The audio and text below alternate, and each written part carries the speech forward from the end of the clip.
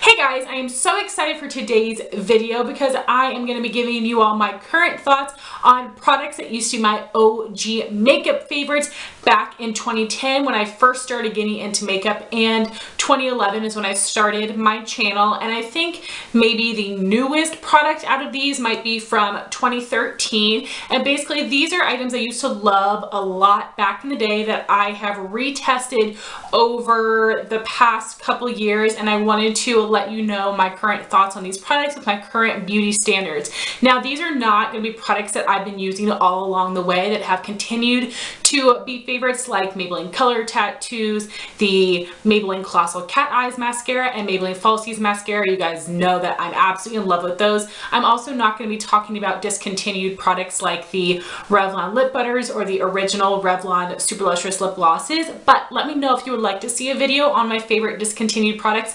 And obviously that video would just be for like entertainment purposes, because some of them you can probably find on eBay or Amazon, but it wouldn't be so easy for you guys to buy those things. So I'll put a little poll question up here if you guys could please let me know whether you'd be interested or not.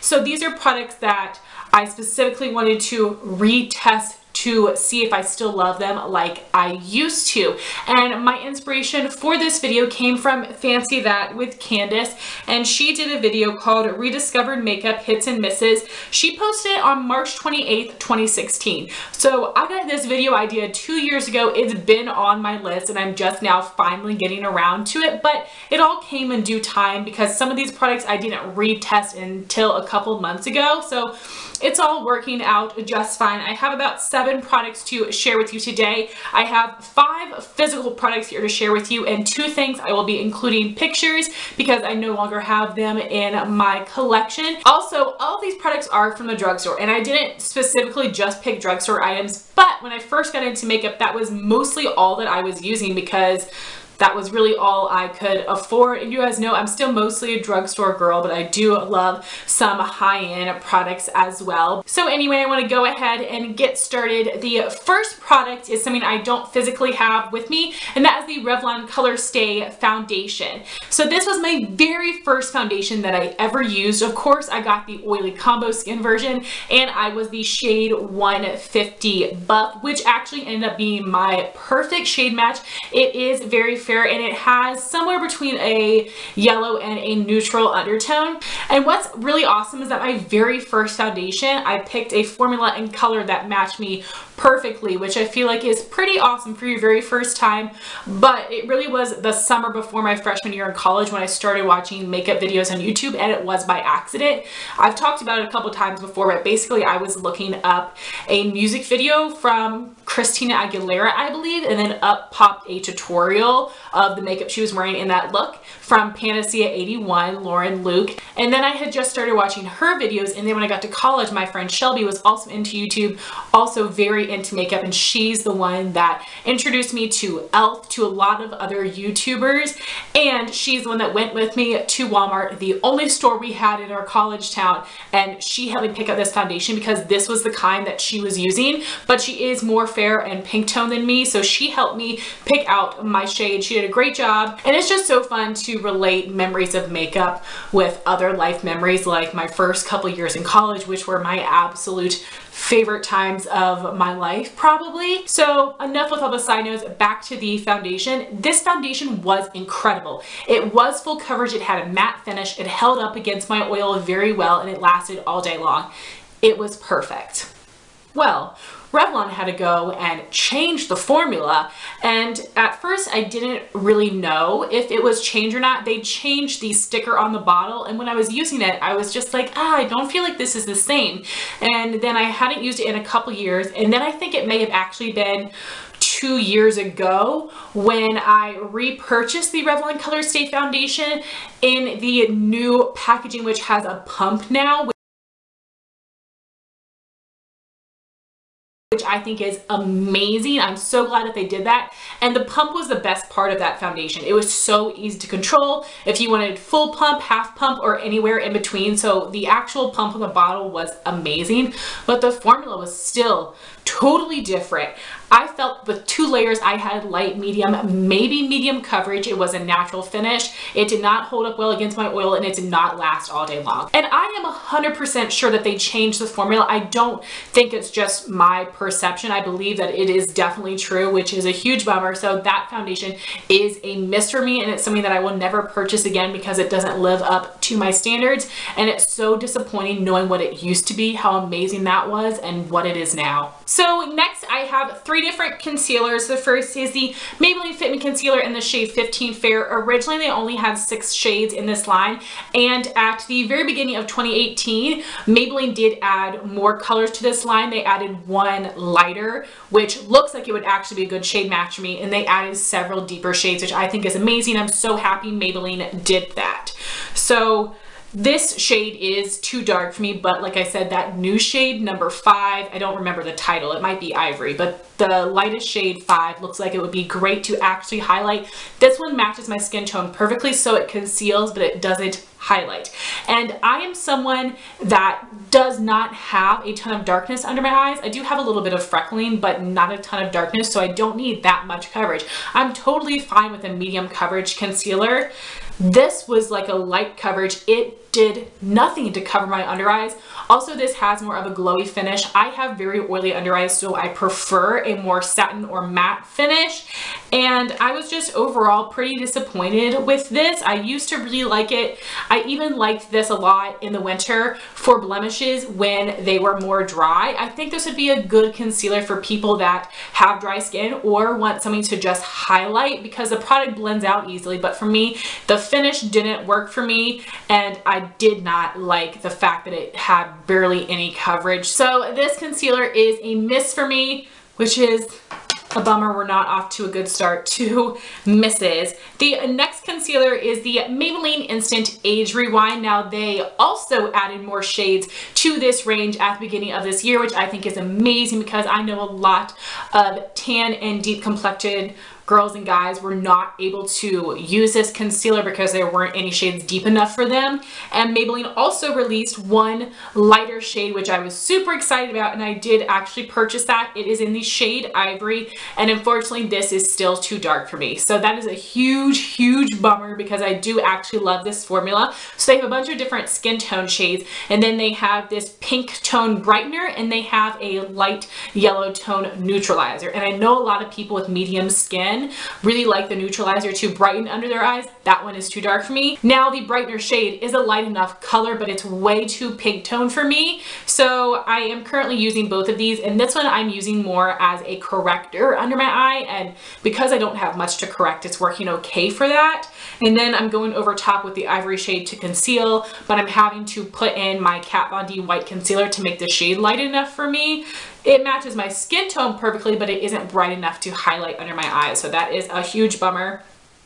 But I love this formula. So it has this little spongy on the top. This is supposed to be antimicrobial.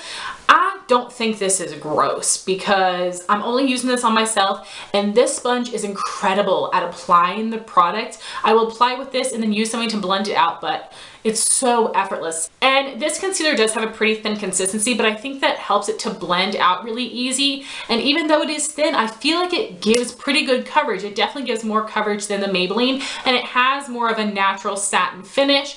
I really love the consistency of this concealer. I like the way it looks. I like the way it wears, but I only have 2 negatives. The fact that there isn't a shade that is light enough for me, and also the fact that you go through this incredibly quickly, and it is a little bit pricey for a drugstore concealer. So even though I really love these and I would absolutely recommend them to everyone, I will not repurchase them because there is not a shade perfect for me. My third and final concealer is the NYX HD, and I have the shade number 1 Porcelain. I've also tried the shade number 2 Fair, and this looks super duper pale. It is just like a basic doe foot applicator. This does give medium coverage. It has a satin finish. So the formula of this is absolutely what I love. It is perfect for me. Not too light of coverage, but it doesn't look or feel too heavy. So this would be amazing, but This oxidizes on me so bad, and it turns very dark and very peachy. For the last 2 tubes I had of this, I used them as an under eye corrector because it was way too dark and peachy to use as a concealer, which is a bummer because this lightest shade Porcelain is very light.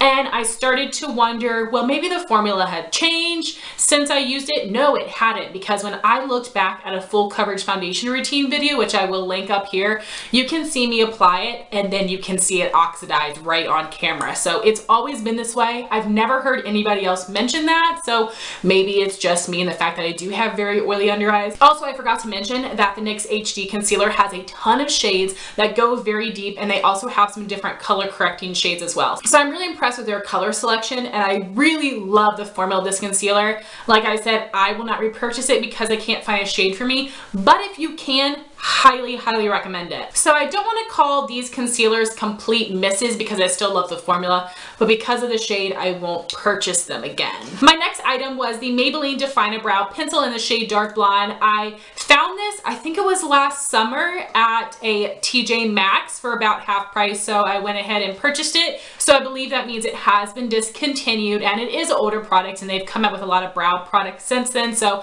I wasn't that surprised. And this is a twist up brow pencil. It has a small tip, but not a micro tip like the Anastasia or the NYX. It is the same size as the MAC Eyebrows pencil, and this was a pencil you could twist up, but you could not twist it back down. I thought this had the most amazing texture between creamy and waxy. It deposited enough pigment without making my brows gunk up with product. I used to love this formula, and the color was awesome for me. It wasn't too deep, it wasn't too warm or too cool. And what was really odd is that when I repurchased it from TJ Maxx, it was totally different. They even changed the packaging. It looked the same until you took off the cap, and then they did change it to more of a micro size brow pencil.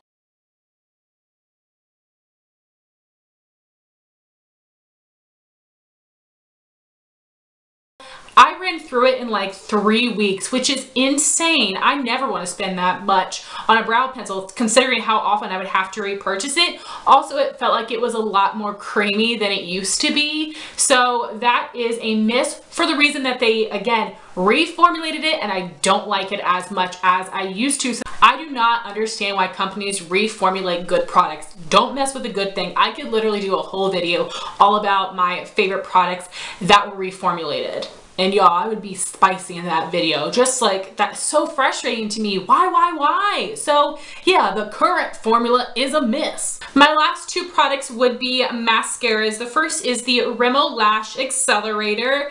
And back in the day, I remember that Nicole Guerrero used to love this, I think, for a lower lash mascara. So this is a natural bristable brush. It has a very wet formula, and it's like a diamond shape.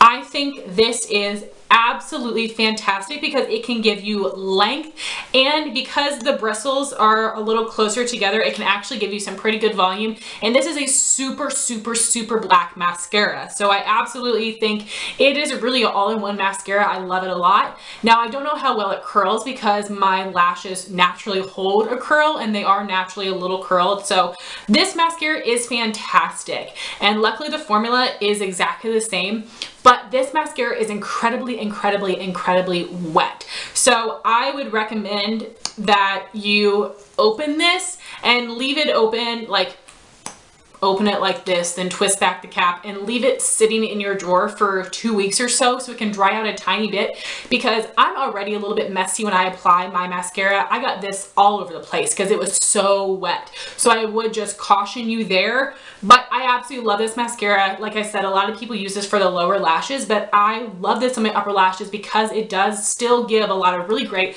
length and volume and makes my lashes super black. So this one actually is still a favorite.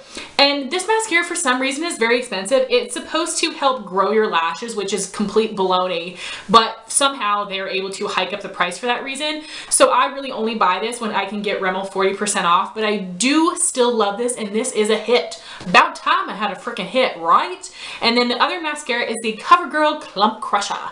and this is a plastic bristle wand, and this is more of a dry formula. It does have a curve to it, which I think is nice because it helps curl your lashes, give them some lift, and I find that this mascara actually does give me some pretty decent length, and it helps comb out my lashes so they don't look like 3 little spider legs, even though I do actually like clumpy lashes a lot. It just spreads them out nicely. So oftentimes what I do would be apply a mascara like this first, and then I go back through with the CoverGirl to just comb it out a bit, so that way I still have a nice amount of volume, but it isn't too clumped, and it really helps give me some length. So this mascara, I think on its own does not do very much at all. Like I said, it gives a little bit of length, but it doesn't even deposit that much product onto your lashes. But if you're looking for a very, very natural mascara, I would recommend this.